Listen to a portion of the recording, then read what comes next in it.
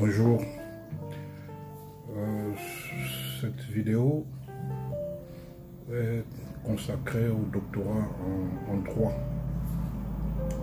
C'est mon premier séminaire de cette année 2024-2025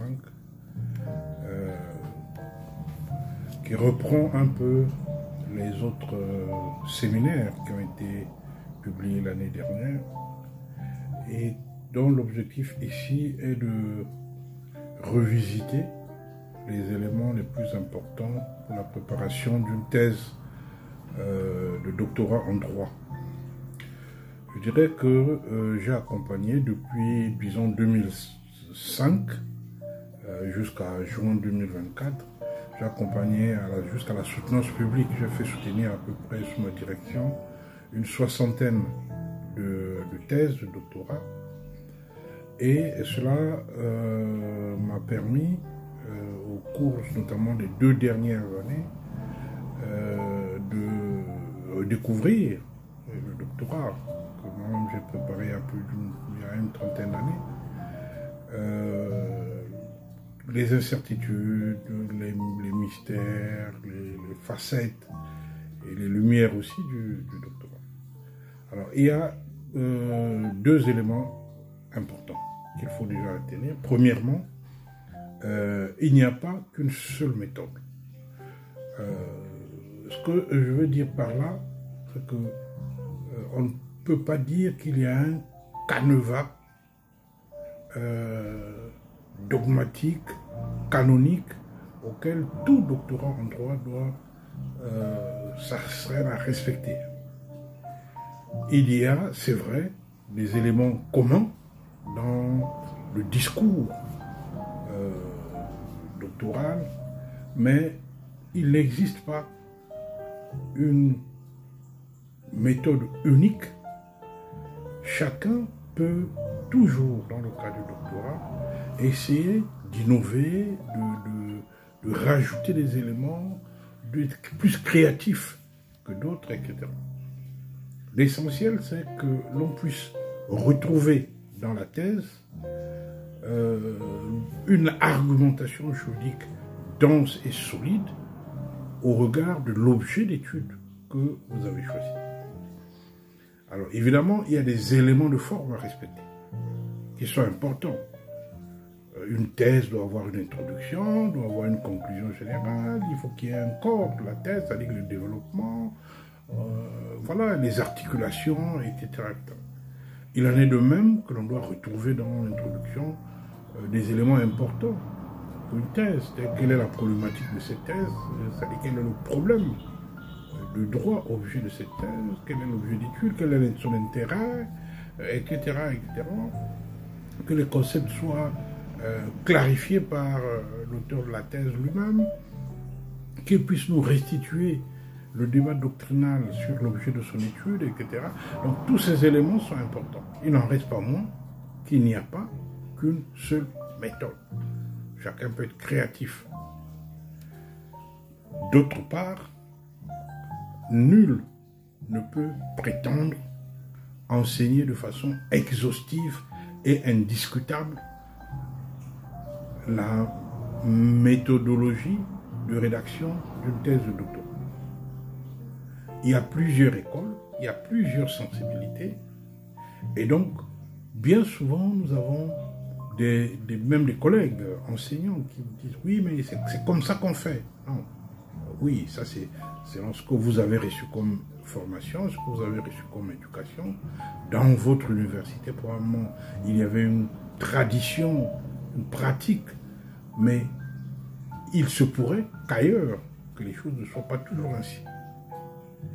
Il s'agit de produire du savoir, il s'agit de produire de la connaissance. Et donc, on doit parfois s'affranchir d'un certain nombre de préjugés, de préacquis, d'éléments qui relèvent beaucoup plus de la tradition que de la norme en tant que telle. C'est pourquoi je dis, lorsque vous préparez une thèse, vous êtes vous-même le premier responsable de la qualité de votre travail, de la créativité, de la façon dont vous entendez présenter votre discours devant votre jury. Cela étant, nous savons qu'il existe des pratiques communes pour la thèse de doctorat. Il y a des principes rédactionnels, quelques préceptes méthodologiques qui peuvent servir de canevas pour celui qui rédige la thèse. Il ne doit pas oublier que une thèse, vous ne pouvez pas oublier qu'il y a une conclusion à faire. Par exemple, vous ne pouvez pas prétendre que bon, dans ma thèse, je ne mets pas de conclusion. Non, ça, ce sont des choses qui sont là. Il faut les respecter.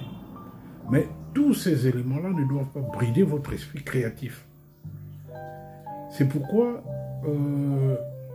je récuse l'idée qu'il y aurait un corset méthodologique que doit revêtir chaque doctorant sous peine d'être sanctionné par un quelconque jury ou d'être réprimandé par son directeur de thèse. Non.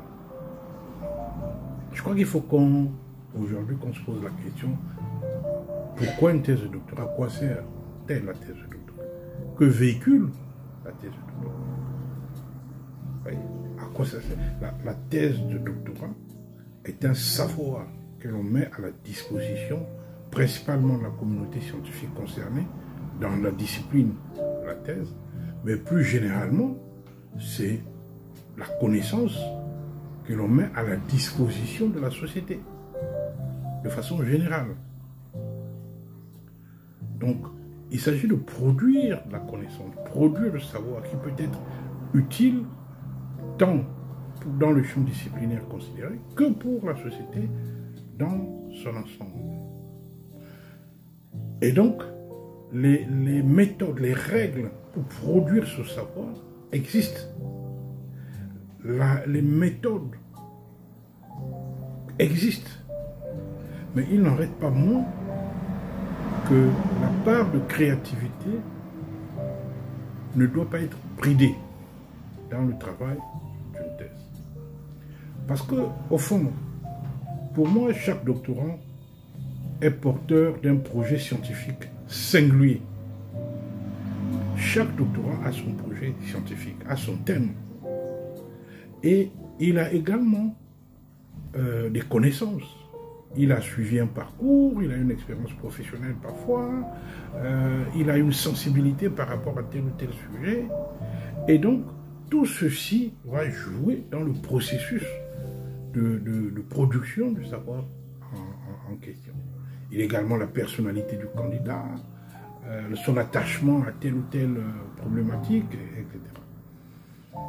Certains choix parfois qui sont faits sont des choix intuitifs qui ne correspondent pas nécessairement à ce qu'on aurait pu attendre du candidat sur ceci ou cela. Mais il n'en reste pas moins qu'au fond, l'évaluation porte sur quoi? L'évaluation porte sur la pertinence, la qualité du savoir produit par le candidat.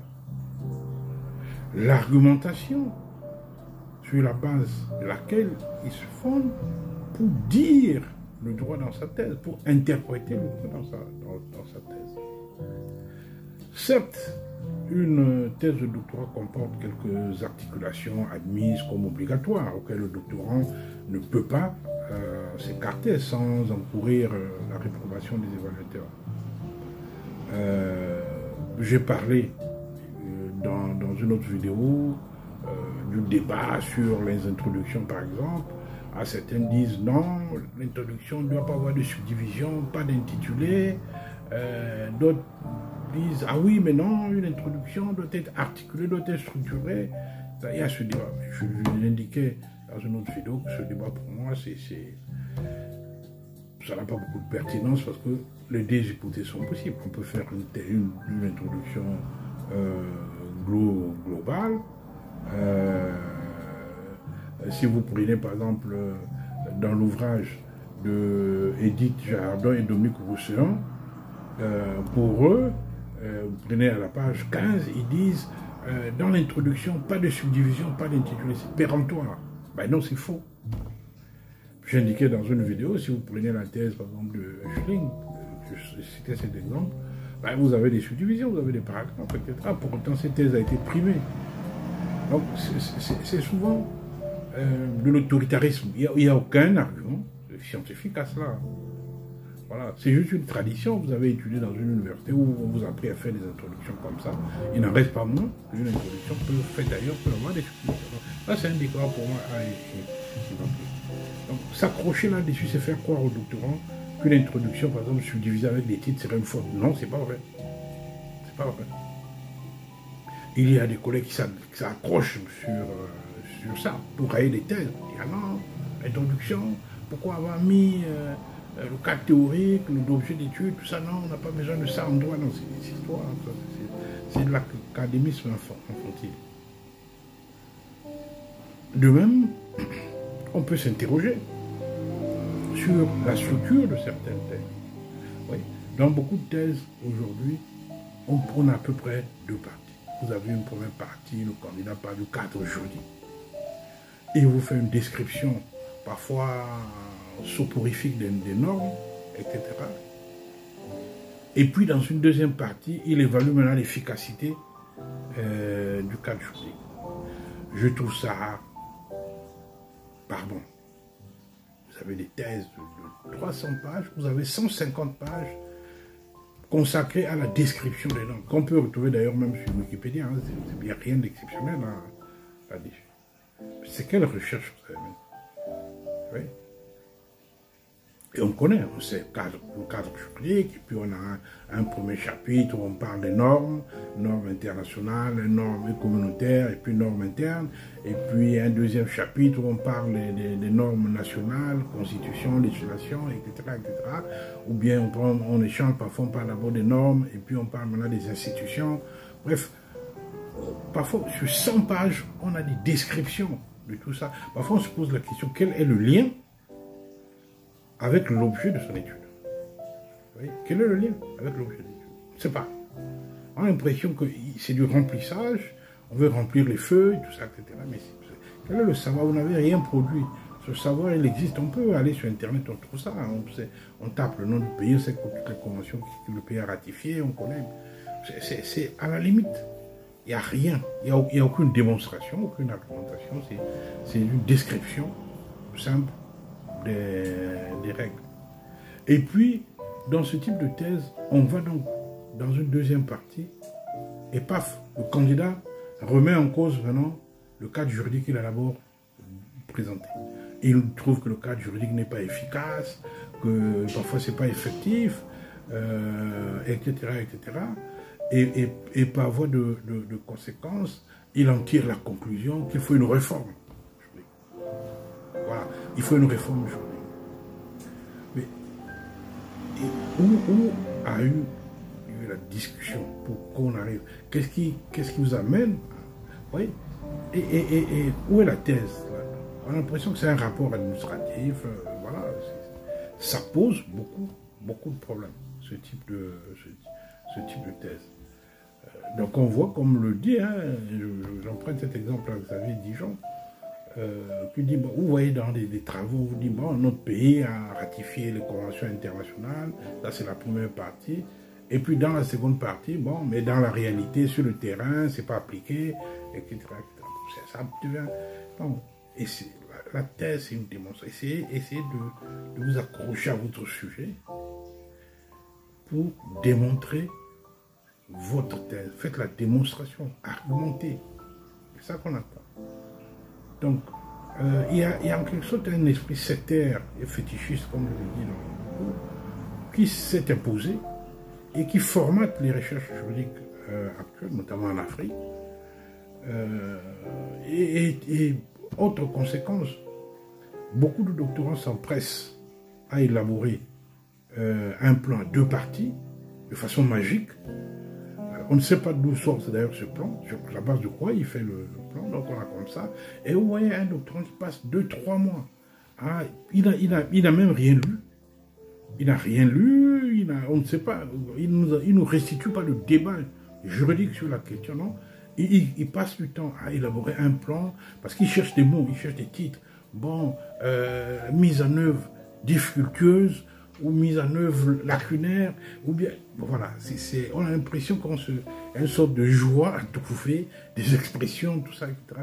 Mais où est le droit? C'est une thèse de droit. Est le droit dans ça? Donc, on ne sait même pas quel est l'état du savoir, quel est l'état des connaissances sur le sujet. On ne sait pas exactement ce que vous entendez faire, qu'est-ce que vous entendez apporter de nouveau, puisqu'il s'agit de produire la connaissance. Mais que vous êtes là comme un esthète à vouloir trouver des mots pour un plan, tout ça, etc. Mais oui, mais le plan découle de quoi? Le plan, c'est une présentation architecturale, un discours que vous allez démontrer dans votre thèse. Oui. La problématique, parfois, on ne sait pas. Elle se trouve à quel niveau? Mais on a déjà fait des discussions sur le plan. Et surtout, ce qu'il faut remarquer, c'est cet enfermement dans le plan à deux parties. Alors, je ne veux pas en faire un débat, et naturellement, bon, c'est devenu comme une tradition, on le fait. C'est un peu à la française, hein. Il faut un plan à deux parties, deux sous-parties, etc., etc. Il y a une sorte de fétichisme autour de ça. Parfois, on se dit, mais oui, mais qu'est-ce qui fait qu'on puisse avoir deux parties? Pourquoi pas trois? Oui. Alors, il faut se poser, et c'est là la créativité. Mais évidemment, moi, je vous demanderai d'être prudent, parce qu'il y a des collègues qui quasiment font un casus belli. Quand tu vois une thèse avec trois parties, c'est quasiment la guerre mondiale, etc. On se demande pourquoi. Pourquoi la thèse ne peut pas avoir trois parties? Qu'est-ce qui est justifié? Et il n'y a rien. C'est juste, il y a un côté, il y a le pédantisme, il y a l'enfermement autoritaire dans des concepts, tout ça, etc. Il y a un carcan tyrannique, comme dit Jacques van der Linden, il y a un carcan tyrannique qui rigidifie et qui fait que le formalisme de certains concours devient la norme sacrée. Si vous ne faites pas un plan de partie, c'est que vous êtes hors sujet, vous n'avez pas fait de thèse, et ça crée une forme de pédantisme qui parfois n'en apporte rien par rapport à l'objectif qui est la production de savoir, la production de la connaissance. Donc ce sont des questions sur lesquelles je souhaitais attirer votre attention lorsque vous préparez une thèse. Ne pas oublier pourquoi vous faites la thèse, qu'est-ce que vous voulez apporter de nouveau, que véhicule votre discours. Alors, un autre problème, c'est le rapport au terrain. Le rapport au terrain. Alors, lorsque je parle de terrain ici, c'est pas forcément le terrain, aller voir les pygmées dans la brousse, c'est pas ça. Mais une thèse qui porte sur une procédure judiciaire, par exemple, dont l'auteur n'a jamais mis les pieds dans un tribunal. Il ne sait même pas la réalité de la mise en œuvre de cette procédure. Ça interroge. Lorsque je pose la question à un candidat au doctorat qui travaille sur une question de contentieux administratif, quand je lui demande, la dernière fois que vous avez été dans un tribunal administratif, c'est quand non, monsieur, je n'y ai jamais été.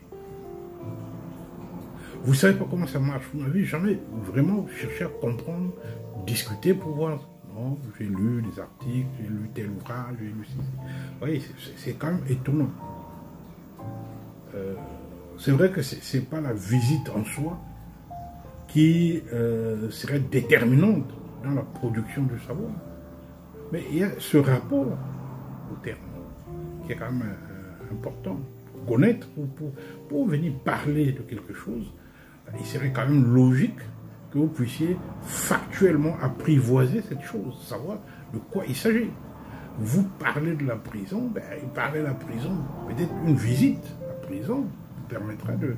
Voilà, autant d'éléments parfois qui s'imposent. On produit un savoir désincarné dans une forme d'incantation, avec un discours complètement prophétique. Et après, on se pose des questions. Quelle est la pertinence de ça? Quel est l'intérêt de ça?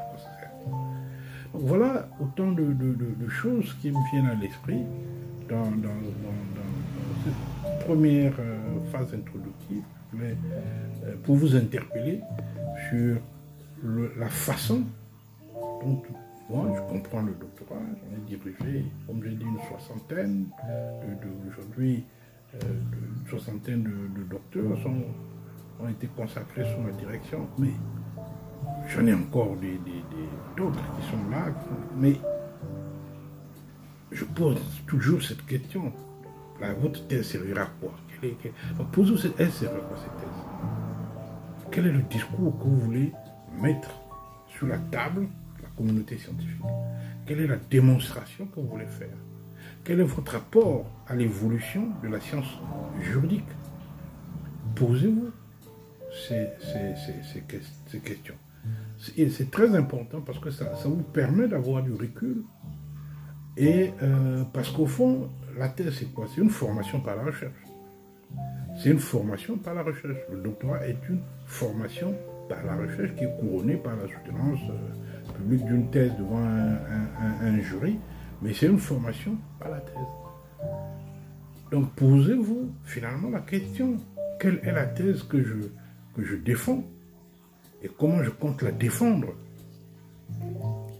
En tant que chercheur, en tant que scientifique, je défends quelle thèse? Quel est l'objet de mon étude?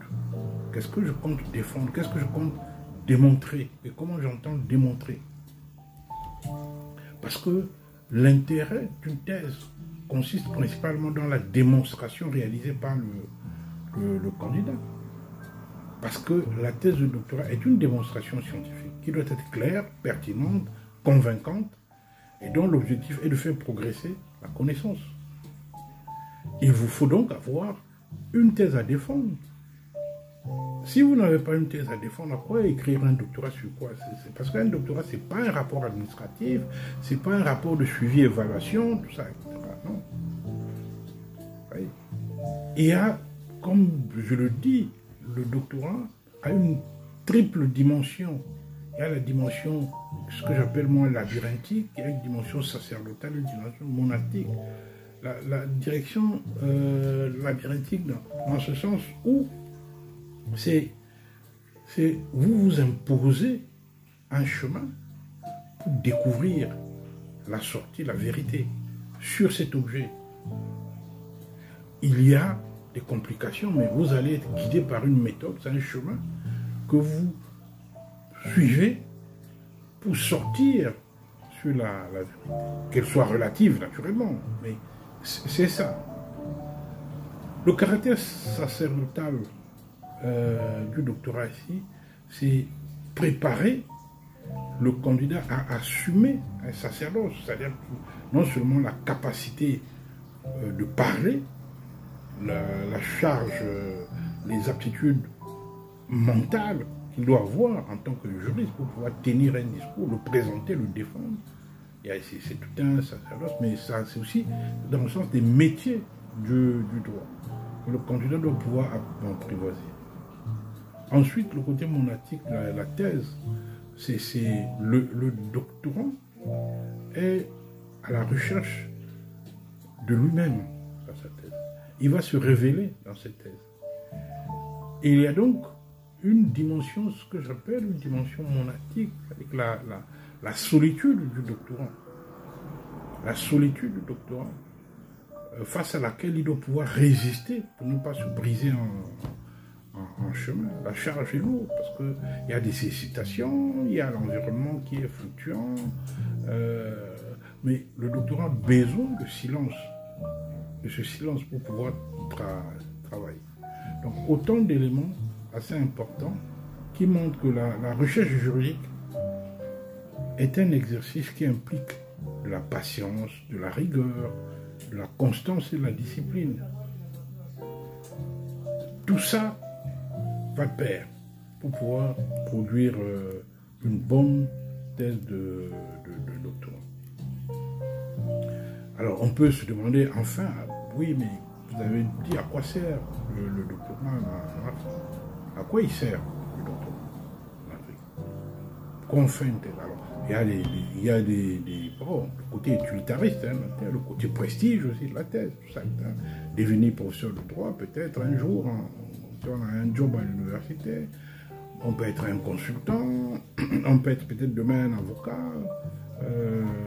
si on rentre évidemment dans la réglementation. On peut devenir un juge lorsqu'on prépare un concours de magistrature, on peut travailler dans une organisation. Bref, il y a beaucoup d'opportunités qu'offre le doctorat. Tout est question d'objectifs que le candidat se donne et sa capacité à travailler. Quant à l'autre question, est-ce que parce que souvent, oui, mais prof, doctorat en droit, oui, mais est-ce que c'est pour l'instant utile à l'Afrique?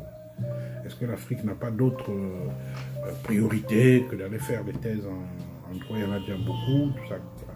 Et puis bien souvent, oui, je reconnais que dans beaucoup de cas, la question de la valorisation de ce savoir juridique se pose. On fait des thèses qui sont soutenues dans nos universités et puis qui sont classées à la bibliothèque. Parfois, après 6 mois, on n'en parle même plus. L'auteur lui-même, d'ailleurs, est passé à autre chose. Moi, je regarde ici, dans ma bibliothèque, j'ai des tas de thèses, je me pose bien des questions. Qui sait que ces thèses existent même? Parfois, lui-même, l'auteur, lorsqu'il nous a fait plaisir pour publier son travail, bon, on va trouver ça dans les librairies, mais sinon, dans beaucoup de cas, après la soutenance, il passe à autre chose, il a obtenu un poste, et puis on n'en parle plus. On a l'impression que, bon, ça servait à quoi tout ce travail? Pas grand-chose. Parce qu'il y a la capitalisation de ce savoir n'est pas réellement assurée. Donc mais il n'en reste pas moins que je dis, non, la thèse de doctorat en droit est utile pour l'Afrique. D'abord, la thèse de doctorat, c'est une production de savoir. Ce savoir juridique est important pour améliorer les systèmes juridiques et législatifs. Ce savoir peut être important pour les différentes parties prenantes du développement, parce que ce savoir peut contribuer à améliorer la gouvernance, la transparence, la paix, la justice, les politiques publiques. Ce savoir peut être utile pour fortifier et développer un leadership pour les Africains, contribuer à la recherche, à l'innovation et surtout renforcer les institutions. Donc ce savoir, il n'est pas à négliger. La vraie question, c'est la qualité de ce savoir et sa pertinence. C'est sur ça que peut avoir lieu un débat. Pour pouvoir se poser, dire, oui, bon, on fait des thèses en droit, mais tout ça, ça sert à quoi? Voilà. Il faut aussi, à ce stade-là, qu'on puisse échanger pour pouvoir se poser toujours la question. Ce que je viens d'écrire là va servir à quoi? Qui comprend ce que je dis? Qui va lire? Qui va utiliser ça? Vous savez, je vois dans certaines thèses, quand on voit la partie intérêt social de la thèse, on dit, oui, ma thèse va contribuer à changer la société. Oui, mais changer la société sur quoi? Comment? Tout ça, etc. Enfin, c'est des phrases en l'air. C'est des phrases en l'air. Donc voilà, donc je pense que tous ces éléments sont importants. Et je vais m'arrêter là, dans cette première intervention. Je ferai une autre intervention par la suite. Vous parlez d'abord de l'élaboration et de l'appropriation du projet de thèse de doctorat en droit. Et puis, après, je parlerai de la rédaction même et de la substance de la thèse de doctorat en droit. Donc, ceci est une introduction, une longue introduction, qui me permet d'aller vers ces deux questions. D'abord, le projet de thèse, qu'est-ce qu'on y met, et puis ensuite, la thèse même, c'est-à-dire la rédaction, et jusqu'à la phase de soutenance publique de cette thèse. Je vous remercie.